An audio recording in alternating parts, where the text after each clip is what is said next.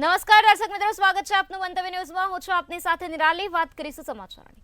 તો હવામાન નિષ્ણાંત અંબાલાલ પટેલે વધુ એક આગાહી વ્યક્ત કરી છે। તો હાલ આ મહત્વના સમાચાર સામે આવ્યા છે, જ્યાં હવામાન નિષ્ણાંત અંબાલાલ પટેલ દ્વારા હવામાનને લઈને વધુ એક આગાહી વ્યક્ત કરવામાં આવી છે। ઉત્તર પર્વતીય વિસ્તારોમાં હિમવર્ષાને કારણે ગુજરાતને અસર થશે। તો 26 થી 28 ફેબ્રુઆરી સુધી ગુજરાતમાં વાદળછાયું વાતાવરણ રહેશે।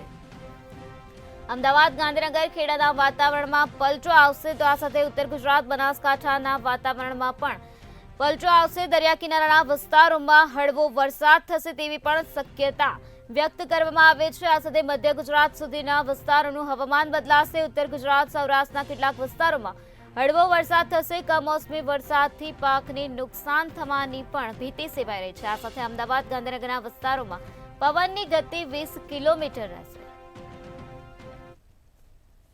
બદલાવવાનું મુખ્ય કારણ છે વેસ્ટર્ન ડિસ્ટર્બન્સ।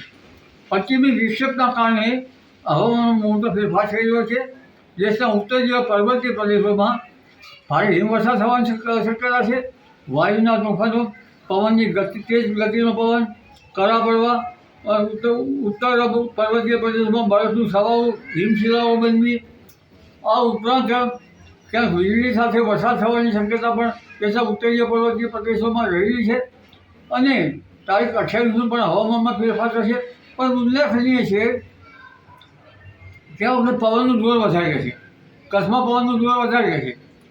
પરંતુ વિશેષમાં જોઈએ તો તારીખ માર્ચ 1, 2 અને 3માં હવામાનમાં મોટા ફેરફાર થશે અને પશ્ચિમી વિક્ષોભ જેવા મજબૂત પશ્ચિમી વિક્ષોભ આવશે, જેના કારણે દેશના ઉત્તરીય પર્વતીય પ્રદેશો લગભગ ઈરાન તરફથી આવતા